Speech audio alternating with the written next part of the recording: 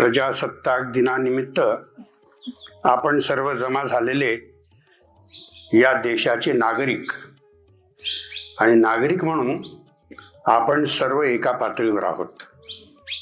आपल्या भूमिका, आपल्या जबाबदाऱ्या, आपली कामं वेगवेगळी असू शकतील, पण नागरिक म्हणून आपले अधिकार सर्वांचे एकसारखे आहेत. या झेंड्याला वर फडकता ठेवून आपण स्मरण करून दर वर्षाला याला वचनबद्ध आणि प्रतिबद्ध होण्याची गरज आहे. आजच्या काळात ते आणखीच जास्त आहे. तुम्ही बघितलं की साधा झेंडा फडकवण्याची दोरी ओढणं सुद्धा काही एकदम सोपं नव्हतं. थोडे मला त्यासाठी झटापट करावी लागली. पण एक काळ असा होता की ज्यावेळी तळहातावर शिर घेऊन या झेंड्याचं नाव किंवा गीत किंवा याचा उच्चार करायची सुद्धा सवलत नव्हती, मुभा नव्हती. त्यानंतर स्वातंत्र्य मिळालं, स्वराज्य मिळालं 15 ऑगस्टला. माझ्या मनात नेहमी एक प्रश्न यायचा, तुमच्या वयाचं होतं अगदी तेव्हापासून, आणि आजही सर्वांच्या मनातलं याचं उत्तर स्पष्ट झालं असेल मला याची खात्री नाही आहे. कारण मी शोधता शोधता विचार केला की लहानपणी मला नेहमी जो प्रश्न पडायचा, 15 ऑगस्टला स्वातंत्र्य मिळालं, इंग्रज सत्ता गेली इथून, पण 26 जानेवारीला काय वेगळं घडलं हो? त्याचीच पुनरावृत्ती घडली? असं नव्हतं. विचार करून हे लक्षात आलं की स्वराज्य मिळालं, स्वातंत्र्य मिळालं, त्यावेळी देशामध्ये लोकशाही आली. म्हणजे लोकांचे शहा, राजा बनण्याची सोय झाली. ब्रिटिशांचा राजा किंवा राणी नव्हे, तर आपला स्वतःचा राजा, शहा येऊ शकावा, हे स्वातंत्र्य मिळालं. पण त्यानंतर आपल्या देशाने एक फार मोठं काम केलं जगामध्ये. आपण असं ठरवलं आणि त्याची घोषणा 26 जानेवारी 1950ला झाली की आपण लोकांची शाही नव्हे, आपण या लोकशाहीमध्ये प्रजासत्ताक स्थापन करतो आहोत. म्हणजे प्रजेची सत्ता स्थापन करतो आहोत. सत्तेमध्ये प्रतिनिधी वेगवेगळे जाऊ शकतात, कामाच्या भूमिका वेगवेगळ्या सोपवल्या जाऊ शकतात, पण सत्ता शेवटी प्रजेची, म्हणजे नागरिकांची. राजाच्या प्रजेची नव्हे, नागरिकांची सत्ता. हे अतिशय मोठं उच्च काम भारताने त्यावेळी केलं. हे कसं शक्य झालं? याचा पाया रचला गेला स्वराज्याच्या चळवळीमध्ये. 1930-31च्या जवळपास आज पाकिस्तानमध्ये असलेलं कराची किंवा लाहोर, तिथे कुठेतरी भरलेली राष्ट्रीय काँग्रेस, संपूर्ण त्यावेळच्या मोठ्या भारताची, इंडियाची, त्यामध्ये रात्री गांधींनी विचार केला, संपूर्ण स्वराज्याची घोषणा आपण करत आहोत. म्हणजे स्वराज्य म्हणजे काय असणार? झेंडा बदलेल, राजा राणी बदलतील, काय फरक पडेल? म्हणून या स्वराज्याचा अर्थ काय, सामान्य जनांसाठी त्याचा काय अर्थ आहे, काय बदल घडतील, कशाची स्थापना होईल, कशी होईल, याचा आपण एक दस्तावेज बनवला पाहिजे. नाहीतर ही मोघम कल्पना अगदी वेगळ्या दिशेला सुद्धा नेऊ शकते. म्हणून गांधींच्या प्रयत्नातून आणि गांधी आणि नेहरू म्हणून मला असं आठवतं की त्या रात्री त्यांनी त्याचा एक मसुदा बनवला. मग नंतर तो विकसित झाला संविधान सभेमध्ये. पण त्या रात्री बनलेला मसुदा काँग्रेसने तो स्वीकार केला, जाहीर केला, आणि आपल्या देशामध्ये घोषणा झाली की आम्ही स्वातंत्र्य मागतो आहोत, ते प्रजेच्या सत्तेसाठी. असं हे अद्वितीय काम घडलं. याची जाणीव काहीशी असेल, पण ती पुन्हा उजळणी त्याची करून घ्यायला हवी.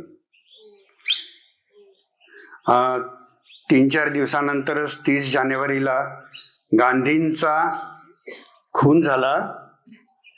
तो शहीद दिन म्हणून आपण पाळतो. त्या गांधींनीच म्हटलं होतं, आणि मला वाटतं अगदी शेवटच्या आठवड्यातलं किंवा कदाचित शेवटच्या दिवसाचं त्यांचं लिखाण आहे. त्यामध्ये गांधींनी म्हटलं होतं की जेव्हा केव्हा संभ्रमात पडाल हे करू की नको, ते करू की हे करू, असं संभ्रम मनात येईल.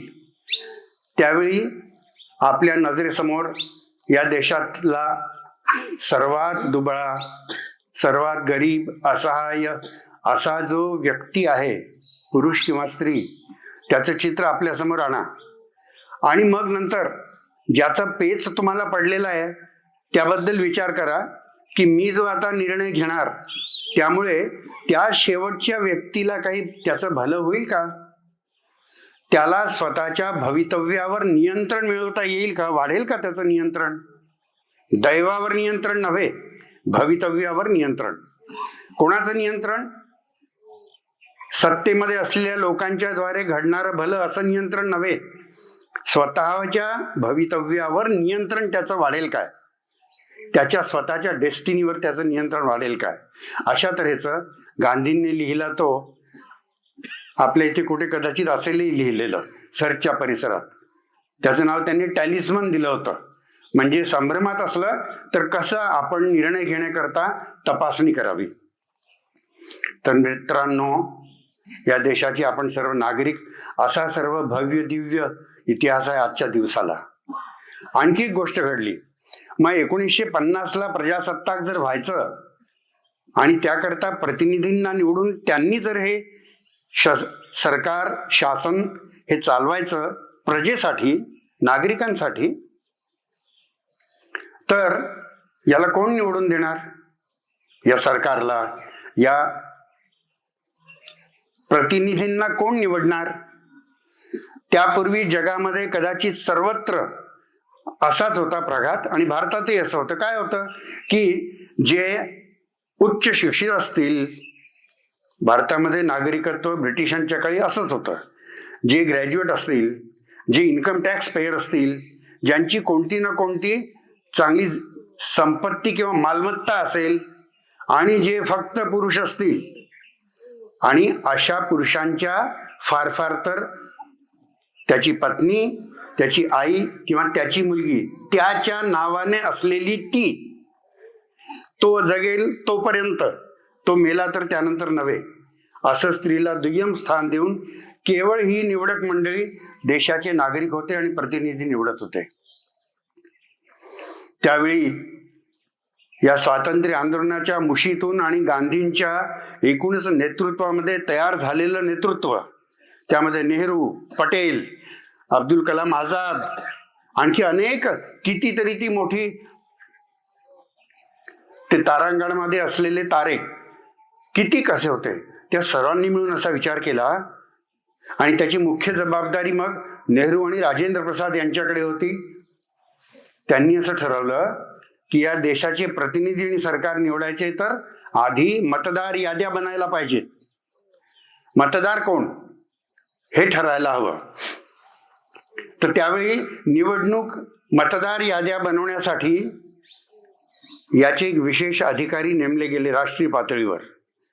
आणि त्यांना मग नेहरूंनी आणि राजेंद्र प्रसादांनी, राष्ट्रपतींनी आणि प्रधानमंत्री, त्यावेळी प्रधानमंत्री नसतील, त्यांचं जे काही पद असेल, त्यांनी मिळून असा नियम ठरवला की मतदार यादीमध्ये सर्व नागरिक एका वयाच्या वरचे वयस्क असलेले, त्यावेळी 21, ते सर्व नागरिक, पुरुष आणि स्त्रिया, मालमत्ता असो की नसो, इन्कम टॅक्स पेयर असो की नसो, ग्रॅज्युएट असो की नसो, ते सर्व या देशाचे मतदार असतील, ते मत देणारे नागरिक असतील, आणि त्यांच्या मतांनी निवडून आलेलं सरकार नागरिकांसाठी कारभार चालवेल.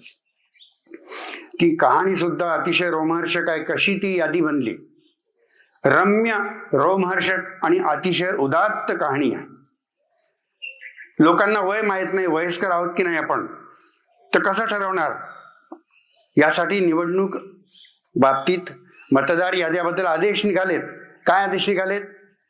लोकच आपलं मत, वय सांगतील, आणि लोकांनी सांगितलेलं वय आपण ग्राह्य धरायचं. मग लोकांना वयच माहित नाही, जन्मतारीखच माहित नाही, लोक वय कसं सांगतील? मग काय करायचं? त्यांना विचारायचं, तुम्हीच सांगा कोणत्या वर्षाला तुमचा जन्म झाला होता, तेव्हा पूर आला होता, त्यावेळी विजा पडल्या होत्या, त्या वर्षाला दुष्काळ पडला होता, त्या वर्षाला काही प्लेग सारखी बिमारी आली होती, काय झालं होतं? मग ते सांगायचे. हा, तर त्यावेळी मग तुम्ही इतक्या वर्षाचे होते, वडिलांचं बोट धरून चालत होते, म्हणजे 5-7 वर्षांचे होते. मग तुमचं वय असं, म्हणून तुम्ही आता 21 वर्षाचे झाले, म्हणून तुम्ही आता या देशाचे मतदार, नागरिक. अशा तऱ्हेने लोकांनाच विचारून आणखी त्यांना नियम एक दिला, कायदा एक दिला की घरांचे नंबर कसे द्यायचे. कारण त्यावेळेला तर नेहरूंनी असा आदेश दिला त्यावेळी, आणि आंबेडकर त्यामध्ये सामील होते. त्यांनी असा आदेश दिला की घरांच्या याद्या पूर्व पश्चिम किंवा उत्तर दक्षिण द्यायच्या नाहीत, कारण प्रत्येक गावामध्ये उच्च जातीय जे लोक आहेत त्यांनी या दिशा आपली घरं काबीज केलेली आहेत. मग कशी द्यायची, यांच्या मधले जे दिशा आहेत म्हणजे उपदिशा आहेत 4, त्यांच्या दिशेने घरांचे नंबर द्यायचे, म्हणजे कोणीही सुटणार नाही. कोणताही जाती व्यवस्थेमध्ये उच्च नीच असल्यामुळे सुटायला नकोत. आणखी विचारलं, हो पण मग आता काहींचे तर घरच नाही आहेत. मुंबईमध्ये काम करणारे जे गडी आहेत, बाया आहेत, त्यांना घरं नाही, सडकेवर झोपतात किंवा जिन्याच्या खाली झोपतात, फ्लॅटमध्ये, बिल्डिंगमध्ये. त्यांना घर नाहीत, त्यांना घर क्रमांक कसा द्यायचा. ते ज्या बिल्डिंगमध्ये राहतात तोच घर क्रमांक त्यांचा, मतदाराचा, त्यांच्या मालकीचं नसेल, पण घर क्रमांक त्यांना द्यायचा, त्यांना वगळायचं नाही. सडकेवर झोपतात तर ती जी सडक आहे त्या सडकेच्या जवळपास जे कोणतं मुख्य ठिकाण असेल त्याला घर क्रमांक दाखवून त्यांना मतदारातून वगळायचं नाही. एकही व्यक्ती, नागरिक जो अमुक वर्षे वयाच्या वर आहे ती व्यक्ती सुटायला नको. असा हा उदात्त, भव्य, दिव्य असा कार्यक्रम त्यावेळी झाला आणि हे प्रजासत्ताक जन्माला आलं. याचा आपल्याला केवळ सोहळा साजरा करायचा पुरेसा होणार नाही, झेंडा नुसता फडकवल्याने होणार नाही. ते प्रजासत्ताक कसं कायम टिकून राहू शकेल, त्याच्या सर्व गुणविशेषासह कायम राहील, किंबहुना आणखी पुढे वाटचाल करेल, असं आपल्याला सतत बघावं लागेल. आणि ते बघण्यासाठी नुसतं केवळ ते सोपं नाही आहे.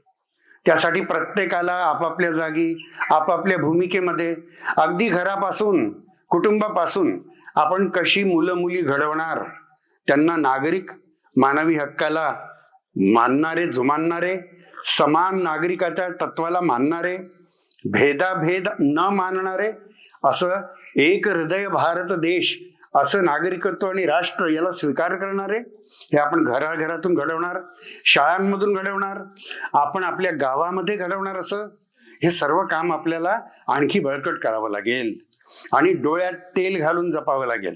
कारण गांधींनीच म्हटलं होतं, खरं स्वराज्य मुठभर लोकांनी आणि खरं प्रजासत्ताक मुठभर लोकांनी सत्ता काबीज केल्यामुळे येणार नाही. ग्रामपंचायतीची, जिल्हा परिषदेची, मुंबईची किंवा दिल्लीची मुठभर लोकांनी सत्ता काबीज करून खरं स्वराज्य येणार नाही. खरं स्वराज्य येईल या सर्व लोकांनी, नागरिकांनी सत्तेनी जर कधी आपल्या मर्यादेच्या बाहेर हात किंवा पाय उगारला तर त्यांना विरोध करून, संघर्ष करून त्यांना नियंत्रणात ठेवण्याचं काम केलं तर खरं स्वराज्य येईल. मग ते ब्रिटिश असोत की आपल्या देशाचेच नागरिक सत्तास्थानी असोत. तर एवढी मोठी जबाबदारी आहे. त्यासाठी घडवण्याचं काम बऱ्याच बाबतीत रचना करून आणि बऱ्याच बाबतीत प्रसंगी संघर्ष करून, घराघरातून, बालकांमधून, स्त्री पुरुषांमधून, गावात, जिल्ह्यात, राज्यात, देशात, सर्व पातळीवर आपल्याला करावं लागेल. शेवटी एक आणखी मुद्दा सांगण्यासारखा आहे. आता उद्या आदरणीय ठाकूरदास बंग यांचा स्मृती दिवस आपल्या इथे कार्यक्रम होणारच आहे. त्या ठाकूरदास बंग, त्यांच्या पत्नी सुमन बंग यांनी हातात हात घालून, खांद्याला खांदा लावून, साथीला साथ देऊन केवळ स्वातंत्र्य आणण्यामध्ये अतिशय महत्वाची जबाबदारी साकारली होती. एवढंच नव्हे, कोणी जेलमध्ये जाऊन आणि कोणी जेलच्या बाहेर राहून युवकांना, युवतींना एकत्र करून. पण त्यानंतर जेव्हा पुन्हा एकदा देशामध्ये आणीबाणी आली आणि लोकशाहीला आणि प्रजासत्ताकाला नख लागायला लागलं, त्यावेळी दुसऱ्या स्वातंत्र्याच्या लढाईसाठी याच दोघांनी पुन्हा ठाकूरदास बंग यांनी सुद्धा केवळ कारावास नव्हे, देशामध्ये खूप मोठं काम केलं. कारावास तर भोगलाच, ते दुसरं स्वातंत्र्य युद्ध, दुसरं प्रजासत्ताकासाठीचं युद्ध त्यांनी केलं. एका जन्मामध्ये या दोघांनी, विशेषतः ठाकूरदास बंग यांनी 2-2 स्वातंत्र्य लढे आपल्यासाठी, काहींच्या सोबत आपल्यासोबत सर्व लढलेत.